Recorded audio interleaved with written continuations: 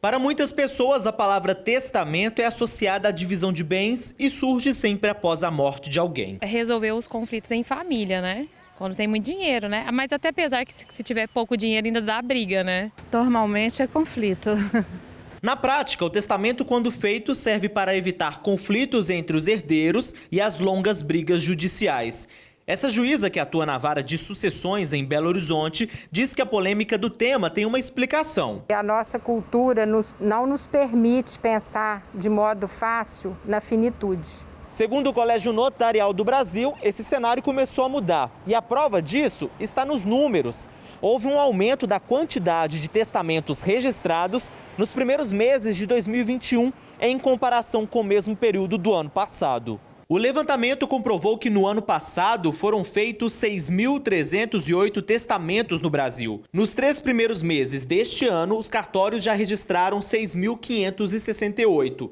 Minas Gerais está entre os principais estados a registrar esse aumento.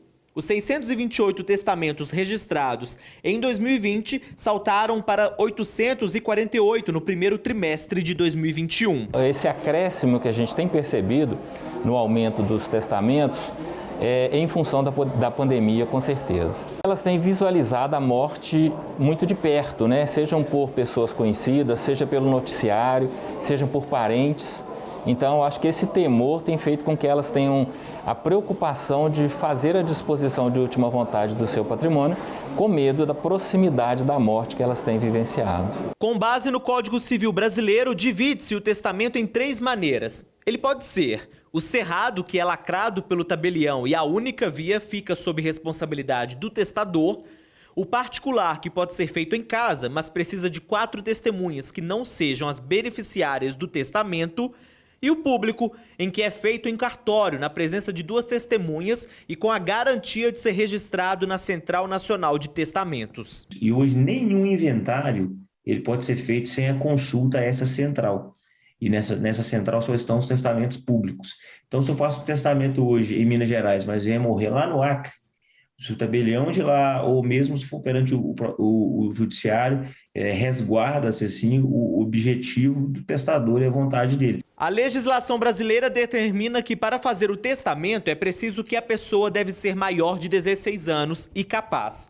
Mas caso a pessoa já tenha filhos, obrigatoriamente metade do patrimônio pertence a eles. É a chamada vocação hereditária. Em primeiro lugar estão os filhos. A pessoa não tendo filhos para os pais, não tendo os pais, o cônjuge, ou o companheiro ou companheira.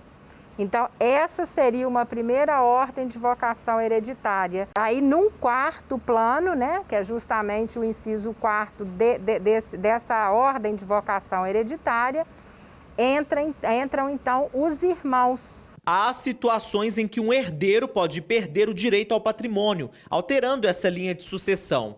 Se planejar ou executar a morte dos pais, se praticar homicídio contra o marido ou esposa, ou se prejudicar com calúnias o autor do testamento. O testamento pode ser modificado a qualquer momento. O documento fica arquivado em um livro e recebe um número e um QR Code.